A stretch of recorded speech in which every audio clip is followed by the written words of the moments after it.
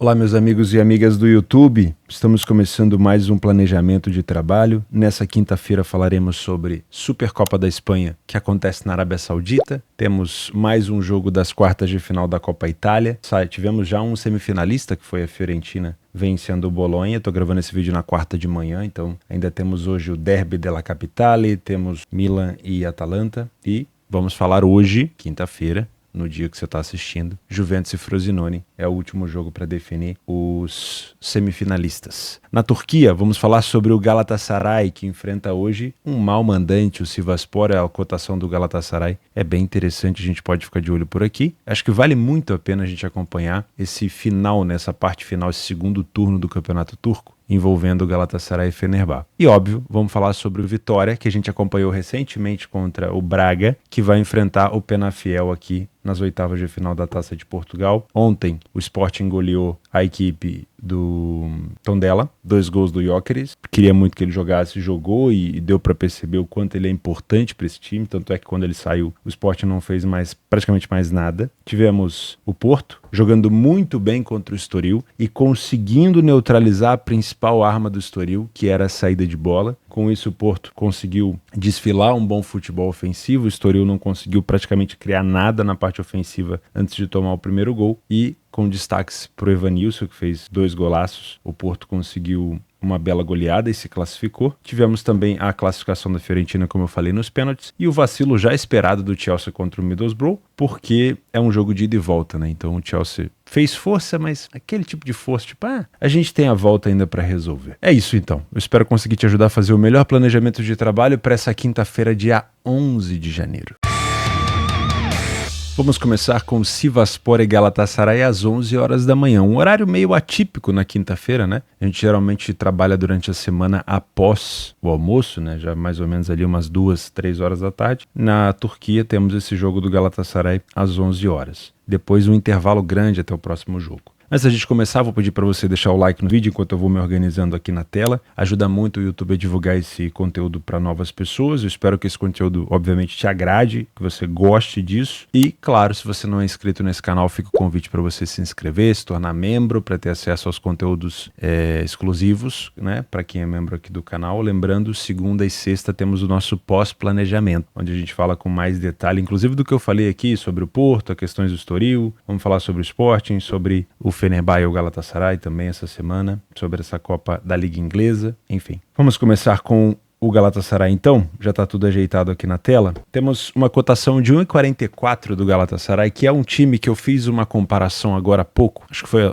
2 planejamentos ou um planejamento atrás, comparando justamente ele com o seu principal rival de tabela, que é o Fenerbahçe. Acho o Galatasaray um pouco mais contido, um pouco mais organizado, e acho o Fenerbahçe um pouco mais agressivo. Essa agressividade do Fenerbahçe faz com que a equipe também ofereça muita oportunidade para o seu adversário. Já o Galatasaray ele tem se contido um pouco mais, não é à toa que na tabela de classificação o Galatasaray sofreu 9 gols e o Fenerbahçe 15. E o Fenerbahçe marcou 49 gols e o Galatasaray 35, né? É um meio termo. O Galatasaray se esconde um pouco mais ali na defesa, é um time menos exposto, mas obviamente também pelo ônus acaba marcando menos gol. Mas não importa, porque o número de vitórias é igual. As duas equipes chegam no mesmo local por meios de transportes diferentes. Acho que a gente pode fazer essa comparativa, tá? Esse exemplo. Mas isso traz pra gente a seguinte questão. O Galatasaray, ele provavelmente será superior durante boa parte do jogo, mas ele nem sempre vai ter uma facilidade de encontrar o seu primeiro gol. O último jogo do Galatasaray, por exemplo,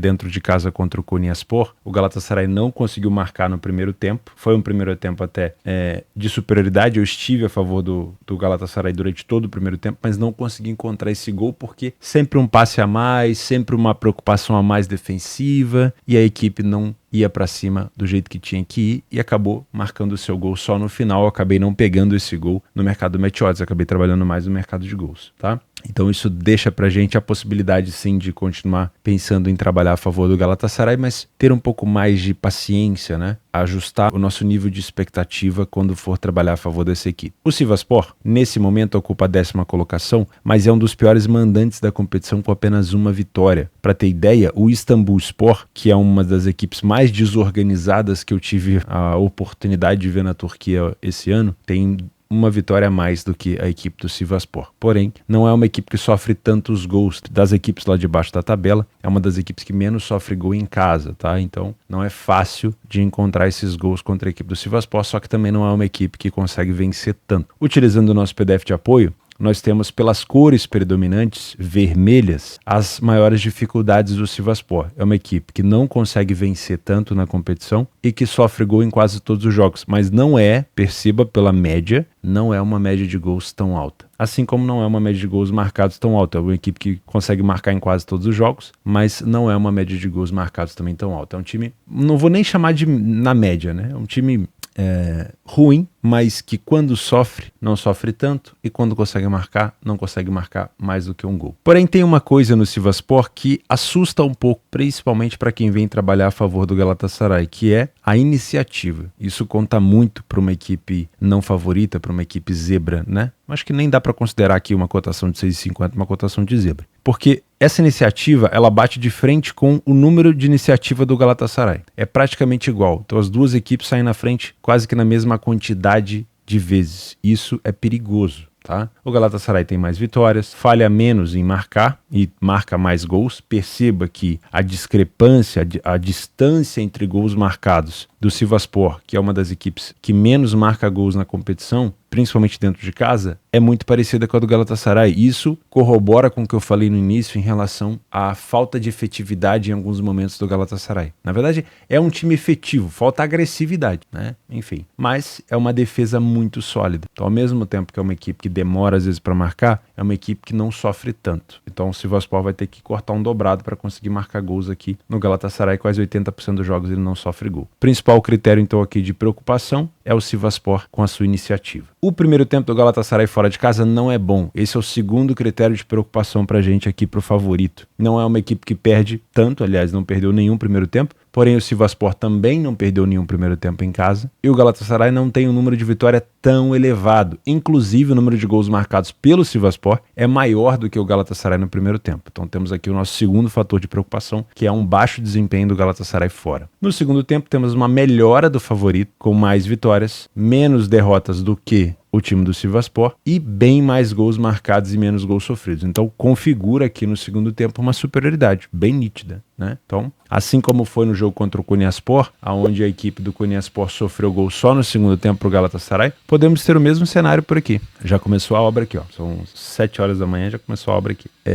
Então nós podemos ter de novo um Galatasaray tendo mais dificuldade no primeiro tempo, chegando o seu gol no segundo. Então toma um pouco de cuidado nisso, tá? Na hora de manejar a sua expectativa, na hora de fazer a sua precificação, se você é um Panther. Nos momentos dos gols, a gente consegue perceber o seguinte: como é uma equipe de muita iniciativa, a equipe do Sivasspor marcou quase 63% dos seus gols nos primeiros 20 minutos. Então, para você que vem para trabalhar back favorito no Galatasaray, redobra, triplica a sua atenção, porque é um momento onde o Sivasspor se expõe, sofre poucos gols, marca bastante, e o Galatasaray tem gols sofridos aqui nos minutos iniciais, tá? E temos o Galatasaray acelerando no segundo tempo, como dá para ver, 83% dos gols do Galatasaray são marcados dos 40 do primeiro tempo até o último minuto de jogo, tá? Então, uma aceleração no segundo tempo pode ser um indicativo bem forte por aqui. Se você é um trader, só culminando aqueles pontos de risco que a gente falou. Sivasspor é uma equipe que costuma sair na frente do placar com frequência, temos que ter cuidado com isso, só a leitura de jogo vai ajudar a gente aqui. E o Galatasaray não faz um bom primeiro tempo. Então, para você que vem para trabalhar a favor do Galatasaray, se não houver uma intensidade, uma superioridade muito grande, eu vou ficar de fora do mercado. Para você que é um Panther, se existe a capacidade do Galatasaray não conseguir chegar ao seu gol no primeiro tempo, se existe a capacidade do Galatasaray sofrer o gol no primeiro tempo para o Sivasspor, essa cotação de 1,44 é uma cotação mais perigosa. Então existe a possibilidade dela valorizar, desse prêmio ser mais alto pelo risco envolvido. Com isso, se for para trabalhar a favor do Galatasaray, eu te aconselho pensar nesse cenário de segundo tempo, tá? Se ele sair na frente, aí não tem mais o que fazer, deixa quieto. Para você que gosta de trabalhar vitória no primeiro tempo, vitória no HT, não considero uma situação assim tão saudável, porque o Galatasaray não tem essa facilidade para vencer tanto assim na primeira etapa fora de casa. Pelo menos não vem demonstrando isso, tá? Do mercado de gols, não é, de novo, não é uma equipe do Sivasspor que sofre tantos gols, assim como não é uma equipe do Galatasaray que marca tantos gols. O que pode acontecer para abrir esse jogo? Um Galatasaray na frente e uma exposição do Sivasspor nos minutos finais. Talvez aqui a gente possa ter uma situação de over-limite. Tá? Se a gente pegar os cenários de gols, tivemos, total de gols em casa do Sivasspor, apenas 25% dos jogos do Sivasspor em casa tem over 2,5 e apenas 33% dos jogos do Galatasaray fora tem over 2,5. Então, toma um pouco de cuidado na hora de pensar em cenários de gols mais avançados. Eu ficaria no máximo aqui com uma possibilidade de over 1,5 se o Galatasaray estivesse na frente, com essa possibilidade de contra-ataque do Galatasaray, tá bom? É um jogo de favoritismo do Galatasaray, eu espero uma vitória do Galatasaray por aqui, mas essa aceleração do Galatasaray pode acontecer mais na segunda etapa. E eu espero que isso não te surpreenda se vier a acontecer, porque a gente já está vendo assim esse cenário acontecer durante várias partidas. Dando continuidade ao nosso trabalho, o Barcelona enfrenta o Osasuna na semifinal da Supercopa da Espanha, que acontece na Arábia Saudita. Vamos lembrar desse fator que importa bastante na hora de fazer essa análise, por conta dos torcedores simpatizantes, né? O Barcelona jogando no Estádio Olímpico, onde vem mandando seus jogos por conta da reforma do Camp Nou, é diferente do Barcelona jogando em Riad, na Arábia Saudita, onde ali a maioria dos torcedores são simpatizantes. Eu não sei quanto é que foi o jogo do Real Madrid com o Atlético de Madrid, que é um derby de Madrid, que aconteceu também na Arábia Saudita, mas ali você provavelmente tem torcidas que não se gostam, jogadores, obviamente, que têm ali suas rixas, mas um jogo acontecendo num cenário neutro, né? Onde as torcidas, na maioria das vezes, são simpatizantes. Ninguém vai viajar, eu acho que são poucos, né? Ninguém vai viajar da Espanha para ver uma Supercopa da Espanha que é vendida para a Arábia Saudita. Enfim, são mais simpatizantes. Mas aqui nós temos sim uma superioridade clara do Barcelona sobre o Osasuna, porque o Osasuna, ele não é aquele Osasuna da temporada passada, né? Já é um Osasuna com um pouco mais de dificuldade. As últimas vezes que eles se enfrentaram, o Barcelona marcou gols no Osasuna nas últimas 12 partidas consecutivas, não perdeu nas últimas 7 e venceu 4 seguidas nas últimas partidas, tá? Então é um Osasuna que tem mais dificuldade contra o Barça. No PDF de apoio a gente tem que considerar o fator casa, mas a gente tem que tomar cuidado porque o Barcelona de fato não joga em casa, só é o mandante, tá? Mas existe um critério aqui no Barcelona que é a cobrança que tem sido, que tem caído sobre os jogadores, principalmente pelo nível técnico da equipe. Não tem jogado um bom futebol, então obviamente o Barcelona deve tentar pelo menos chegar numa final, né? Não joga hoje um bom futebol, mas está pressionado e isso pode ser uma oportunidade pra gente. O Barcelona sai mais na frente do placar do que o Osasuna. Não é um time do Osasuna bobo, é um Osasuna que consegue sair na frente, mas não tanto. As duas equipes falham um pouco em marcar, o Barcelona não falhou em marcar nenhuma vez, mas perceba que a quantidade de gols marcados é diferente. O Barcelona tem mais qualidade. Nos gols sofridos, o Barcelona fica 50% dos jogos sem sofrer, mas passa de uma média de um gol por jogo sofrido. Ou seja, quando sofre, tem sofrido mais do que um gol em casa. Foi assim contra o Girona, foi assim contra o Alavés. É uma equipe que costuma se complicar contra equipes que não deveria, né? Principalmente o Alavés. O Girona não, o Girona é uma sensação. O Osasuna falhou pouco em marcar, mas tem sofrido com muita frequência. Chega a uma média de quase 2 gols por jogo. O primeiro tempo do Barça não é bom. O primeiro tempo do Barcelona não é confiável. Isso aqui é algo que a gente já fala há algum tempo, pelo menos quando ele é mandante. Eu não sei agora, talvez longe da sua torcida, que tem o criticado, contra uma equipe do Osasuna que tem suas limitações, se o Barcelona vai conseguir quebrar esse problema do primeiro tempo e fazer um primeiro tempo mais aceitável. Quem sabe? Pode ser uma oportunidade, né? Vai jogar longe das críticas, é como se fosse ali não vou falar um estádio vazio, mas é longe das críticas dos torcedores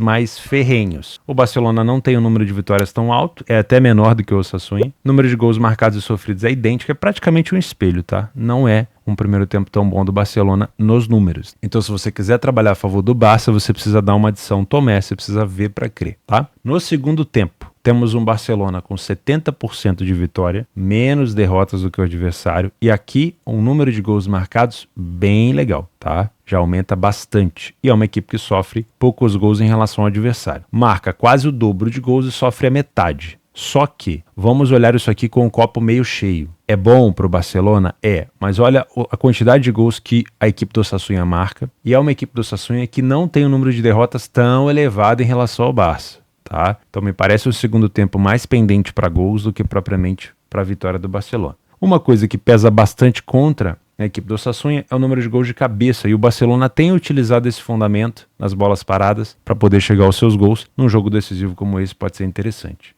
Outra coisa que eu gosto muito é de pensar nos gols nos minutos finais, principalmente por ser um jogo decisivo, né, de eliminação. Você tem o Osasuna que sofre bastante nos minutos finais, quase 70% dos gols depois do minuto 50, e tem o Osasuna que acelera também nos últimos minutos, quase 50% dos gols marcados depois dos 70. E o Barcelona a mesma coisa, marca muito e sofre muito nos minutos finais. Para quem lembra do jogo do Barcelona agora na Copa do Rei, o Barcelona jogou contra a equipe do Barbastro e foram 2 gols no finalzinho. O Lewandowski marcou de pênalti aos 88 e o Marc Prat marcou para a equipe do Barbastro aos 93. Então, pode ser um cenário interessante ficar de olho nesse over-limite. Se você é um trader assim como eu, temos alguns fatores de risco por aqui. Vamos lá falar sobre eles novamente. Primeiro, o Osasuna não é uma equipe besta, é uma equipe que tem conseguido sair na frente do placar com alguma frequência. Segundo, o primeiro tempo do Barcelona não é superior ao do Osasuna, eles vêm fazendo quase que a mesma coisa, tá? Então aqui temos 2 critérios de problema. Só que, como que isso pode ser contornado ao vivo?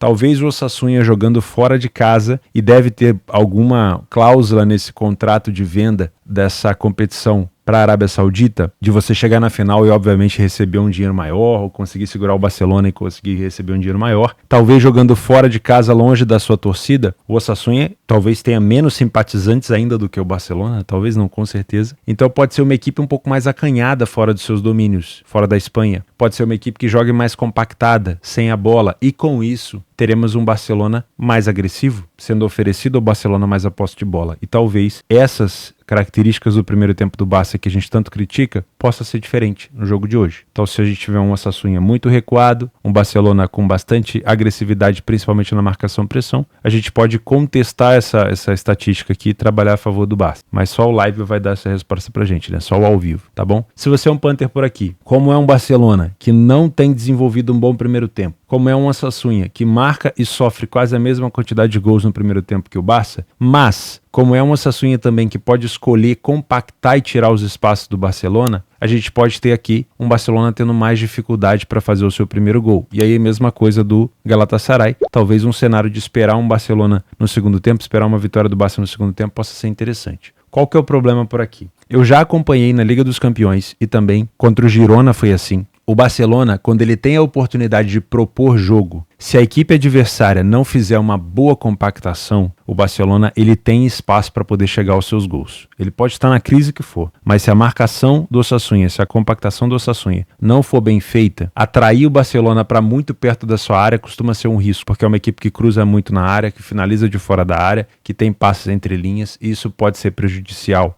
tá? Então, sinceramente, acho que a atração do Barcelona para o campo do Osasuna, a compactação de jogo, é um tiro no pé do Osasuna. Tentar jogar só no contra-ataque com esse Barcelona, eu acho que é um tiro no pé porque você vai acabar cedendo a oportunidade para o Barcelona abrir o placar. Por isso, se você é um Panther por aqui, verifica antes de esperar o segundo tempo, quem sabe, como que o Osasuna está marcando. Se é um Osasuna que compacta, mas ele deixa o Barcelona finalizar com frequência, é um jogo talvez para o Barcelona vencer. E se o Barcelona estiver na frente do placar, você pode ter um Barcelona tendo espaço para poder ampliar o placar por aqui. Mas ainda assim, como o segundo tempo é um segundo tempo de muita agressividade das duas equipes, eu não sei se eu te aconselho trabalhar handicaps asiáticos no Barça. Se for para trabalhar a favor do Barcelona, que seja com uma vitória com uma cotação um pouco mais valorizada. Para mercado de gols, também lá nos minutos finais, onde o índice também é muito alto, e gosto muito de pensar em trabalhar a favor de gols depois que o Barcelona já está na frente. Porque aí, por ser um jogo eliminatório, o Osasuna vai se expor, a gente pode ter espaço para o contra-ataque por aqui. E lá para fechar o assunto, né, a conclusão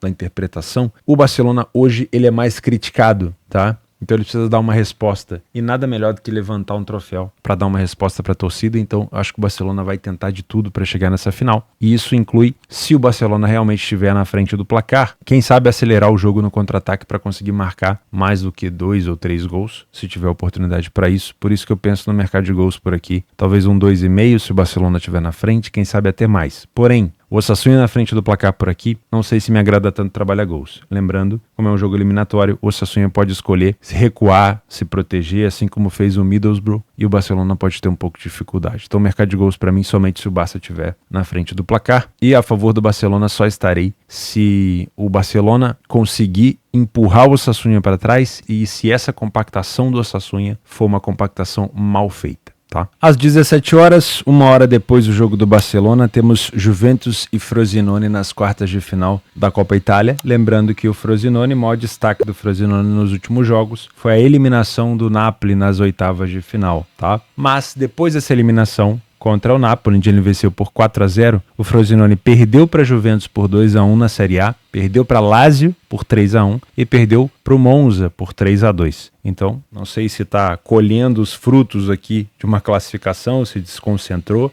ou se foi algo completamente atípico, tá? A questão é que a Juventus já jogou contra o Frosinone agora há pouco, principalmente na casa do Frosinone, e conseguiu demonstrar uma força muito grande na bola aérea, tá? Que eu acho que pode ser um fator decisivo por aqui. A Juventus é muito favorita em casa. A Juventus só tem jogado 2 competições esse ano. A Copa Itália, que é o primeiro jogo da Juventus, é o segundo, né? A Juventus eliminou a Salernitana, esse é o segundo jogo. E temos ainda a Juventus disputando a Série A italiana. Então são as 2 competições que a Juventus está focada e, na minha opinião, a Juventus é muito cotada para chegar nessa semifinal contra Lazio ou Roma, tá? Utilizando o nosso PDF de apoio, mesmo sendo um jogo de Copa, por aqui é um confronto de 2 equipes da primeira divisão, nós temos uma Juventus que saiu na frente do placar em 90% dos jogos em Turim, não falhou em marcar em nenhum jogo, mas não é uma equipe goleadora. Tô sempre batendo nessa tecla com vocês. A Juventus não é uma equipe que dá espetáculo, ou pelo menos não tem sido assim. No jogo contra a Salernitana, lembrando que foi jogo de Copa, por isso que não está considerado aqui a quantidade de gols marcados, foi oferecido à Juventus muito espaço e a Juventus conseguiu aproveitar e deu aquela goleada. Mas na maioria das vezes a Juventus não é assim. É só pegar o último jogo da Juve agora, onde ela teve que virar contra a Salernitana e acabou vencendo apenas por 2-1, tá? A equipe do Frosinone não venceu nenhum jogo fora de casa, ficou sem sofrer gol em apenas 11% dos jogos e também não é uma equipe que consegue ter facilidade para marcar os seus gols. Porém, na questão de gols sofridos, sofre que é uma beleza, né? Tem uma média de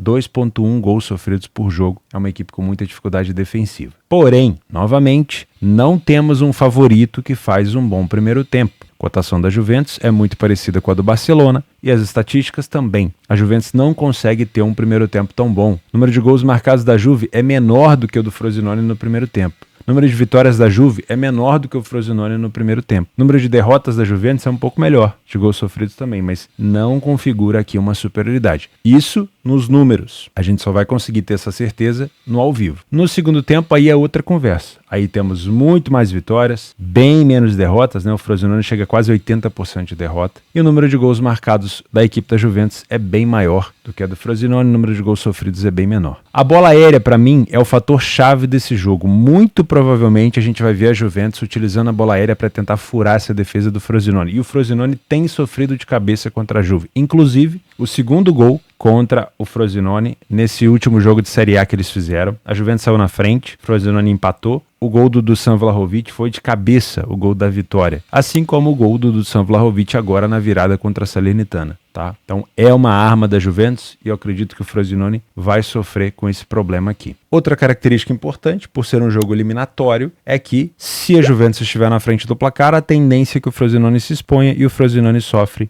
47% dos seus gols nos minutos finais. A Juventus não acelera tanto dentro de casa nos minutos finais, acelera mais no meio do jogo, mas quando é fora de casa a Juventus acelera bastante, para quem lembra do último jogo contra a Salernitana. Se você é um trader por aqui, a nossa ideia obviamente é tentar buscar algo a favor da Juventus no primeiro tempo, mas temos uma Juventus que não consegue desempenhar um bom primeiro tempo nos últimos jogos da Série A. Ok? Então, para isso, não quer dizer que a gente não possa fazer, mas a gente vai ter que trazer para o ao vivo para contestar essas estatísticas. O Frosinone ele tem a tendência, por já ter eliminado o Napoli, de crescer, de ficar grandão, de acreditar. Mas eu não acho que o Frosinone venha para esse jogo para poder se expor no contra-ataque o tempo todo. Eu acho que é um Frosinone que vai tentar levar para os penais, né? No máximo ali, quem sabe 1 ou 2 contra-ataques puxados, mas na maioria das vezes sempre tentando compactar e tirar os espaços da Juventus. Essa compactação vai oferecer para a Juventus muita posse. Então o fator posse aqui não pode ser tão considerado, mas a recuperação de segunda bola para não permitir que o Frosinone construa contra-ataque e a bola alçada na área com frequência da Juventus são características de superioridade, porque a Juventus tem sim excelentes cabeceadores, tá? E aí a Juventus conseguindo recuperar a segunda bola dá pra gente trabalhar a favor do favorito sim, tá bom? Muita cautela em relação a essa segunda bola. Se a Juventus não estiver conseguindo recuperar com frequência, a gente pode ter o Frosinone contra-atacando,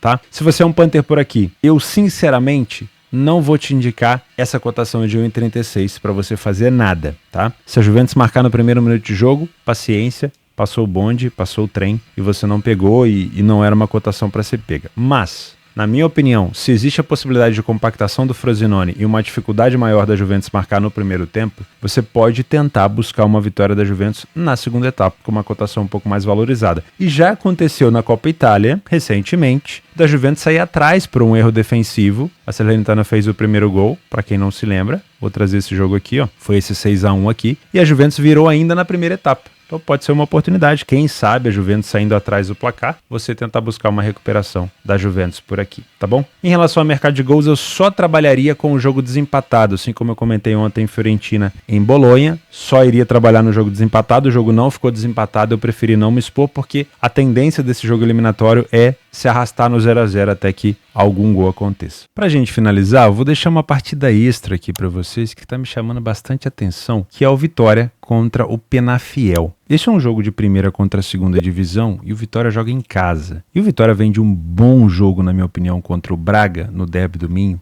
onde ele veio motivado com aquele golaço no final do jogo. O 1,33 tudo bem, uma cotação mais baixa, mas temos aqui uma das piores equipes fora de casa na segunda divisão, na Liga 2 de Portugal, que é o Penafiel, nenhuma vitória, sai pouco na frente do placar, falhou em marcar em 75% dos seus jogos, né? Tem um ataque bem inefetivo, e temos uma equipe do Vitória que é muito forte em casa, e eu acho que eu vou acompanhar essa partida, viu? O jogo é 5h15, horário de Brasília. O primeiro tempo do Vitória não é tão bom, isso aqui desanima um pouco em relação à sua cotação baixa, toma um pouco de cuidado com isso, mas o segundo tempo do Vitória é muito bom e o segundo tempo do Penafiel é com muita dificuldade, tá? O Vitória marcou a maioria dos seus gols no segundo tempo e é aqui que eu venho me focar. Se o Vitória não tiver marcado seu gol no primeiro tempo, eu vou acompanhar essa partida na segunda etapa, tá? Fica a dica, pode ser interessante dar uma olhada no jogo do Vitória aqui contra o Penafiel. Além disso, temos o Trabzonspor contra o Samsunspor, também uma equipe que vem fazendo bonito dentro de casa. Como visitante, o Samsunspor só tem uma vitória, então dá para ficar de olho no Trabzonspor aqui em casa. E se eu não me engano, deixa eu ver se eu tinha marcado mais um jogo extra aqui no Radar Esportivo. Acho que não. Era só esses dois aqui, ó, Trabzonspor e o Vitória de Guimarães, que na verdade é Vitória. Alô, Radar Esportivo, mude esse nome aqui. Guimarães é o local e não o nome do time. É Vitória, ok?